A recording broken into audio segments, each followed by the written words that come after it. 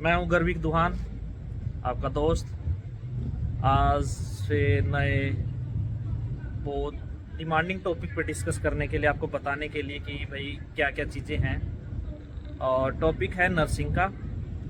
जिसको भी after 12th या आफ्टर डिप्लोमा नर्सिंग में आना है, ये उसके लिए थोड़ा सा वैल्यूएबल रहेगा ये वाला कंटेंट। तो जहाँ तक बात है, यहाँ पे दो तरीके के नर्सिंग प्रोग्राम होते हैं बैचलर्स में। एक होता है आफ्टर 12th के बाद में, और एक होता है कि आपने अगर डिप्लोमा इन नर्सिंग किया हुआ है तो इंडिया में। और उनको यहाँ पे नॉर्मली जब आप सर्च आउट करोगे, आप उनकी साइट्स पे जाओगे, किसी की भी यूनिवर्सिटी की साइट पे जाओगे, तो आपको वो डिफरेंस दिखेगा। उसमें लिखा होता है कि BSN होता है, bachelor of science in nursing, जो आफ्टर 12th आता है वो आफ्टर 12th वालों के लिए है। और जिन्होंने डिप्लोमा किया हुआ है नर्सिंग में, उनको वहाँ पे दिखेगा ABSN, accelerate. ABSN means accelerated bachelor of science in nursing program होता है। जिन्होंने डिप्लोमा किया हुआ है इंडिया में, वो इस प्रोग्राम के लिए एलिजिबल होते हैं। डायरेक्ट आप आफ्टर 12th नहीं आ सकते, क्योंकि इसमें 1 ईयर का वेव होता है। वही जैसे हम डिप्लोमा करने के बाद वहाँ बैचलर डिग्री करते हैं तो हमारा 1 ईयर लैप्स हो जाता है ऑलरेडी। तो वो जो 4 साल की डिग्री होती है वो 3 साल में कन्वर्ट हो जाती है।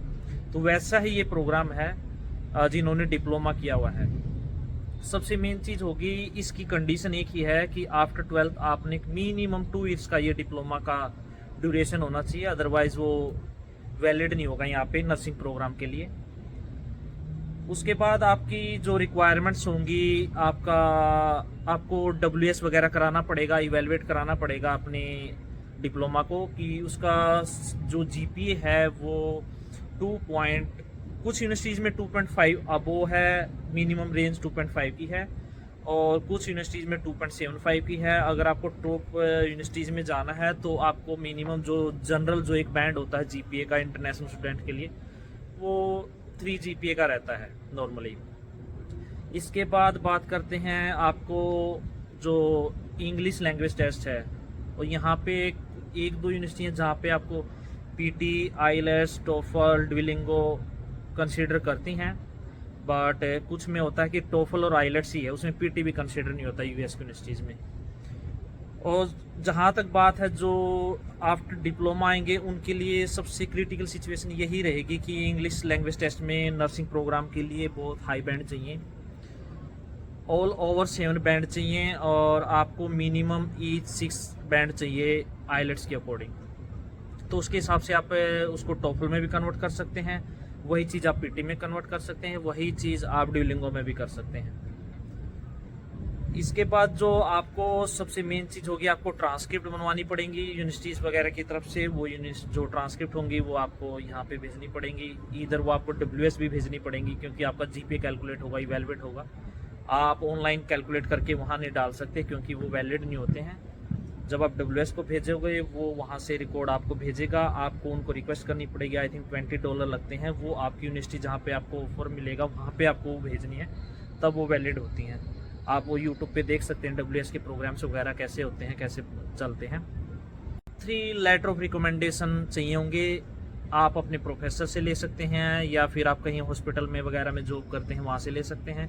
3 LOR चाहिए आपको, और वो कंपलसरी नहीं है कि सभी को, लेकिन कंपलसरी मिनिमम 2 चाहिए। 3 कुछ पर्टिकुलर यूनिवर्सिटीज़ हैं वहाँ पे आपको वो कंडीशन हो सकती है। उसके बाद आपके पास SOP होना चाहिए, स्टेटमेंट ऑफ पर्पस, कि आपने क्या किया है, व्हाट यू हैव डन, और what you want to do in the next programme, so और what you are doing right now. So ये तीनों कंडीशन है, पास्ट, प्रेजेंट और फ्यूचर की। वो SOP का आपको स्टेटमेंट ऑफ पर्पस वो आपको दिखाना पड़ेगा। उसके बाद में आपके पास वही जो बेसिक चीज़ें होती हैं, आपके पास पासपोर्ट होना चाहिए, उसकी अगर आपके पास गैप है तो गैप का कुछ प्रोग्राम का एक्सपीरियंस लेटर होना चाहिए। दैट्स इट, यही बेसिक रिक्वायरमेंट्स हैं। और इसमें एक चीज़ मैं आपको क्लियर कर देता हूँ कि नर्सिंग प्रोग्राम बहुत ही हाई कॉस्टली है US में। अब मैं मास्टर्स की है कर रहे हैं अभी, तो अगर मैं इंजीनियरिंग प्रोग्राम के कंपैरिजन में अगर बात करूं तो ऑलमोस्ट अगर मेरी फीस ईयरली $15,000 है, तो नर्सिंग प्रोग्राम की $30,000, ऑलमोस्ट डबल है। लेकिन इस चीज़ का बेनिफिट आप लोगों को ही लगेगा, ऐसा नहीं है कि भाई हमें जॉब जो मिलेगी वही सेम पे रेट में मिलेगी, क्योंकि आपको इस चीज़ का बेनिफिट जब आपकी जॉब लगेगी आपको तब पता चलेगा कि ये फीस इतनी ज़्यादा क्यों है और आप अर्न कितना ज़्यादा करोगे। मिनिमम $40-50 पर आवरली रेट होता है नर्सिंग का, अगर आपको जॉब मिलती है तो। और अब हम लोगों को मिलती है आई थिंक 25, 22, 27, 30 तक एट द एंड हो जाता है, स्टार्टिंग इनिशियल फेज का। और नर्सिंग में मैं इवनली कल एक दोस्त से बात भी कर रहा था, वो बता रहा था कि अगर आफ्टर 1 और 2 ईयर्स के बाद में नर्सिंग की आवरली रेट $80 और $90 पर आवर रेट हो जाती है। आप अगर आज इन्वेस्ट करोगे तो आपको उस चीज़ का रिटर्न बैक मिलेगा 1-2 साल के बाद में, तो आपके पास अच्छा खासा आप अर्न कर सकते हो। बट आपके पास में ये है कि प्लस पॉइंट है कि नर्सिंग का प्रोग्राम बेस्ट।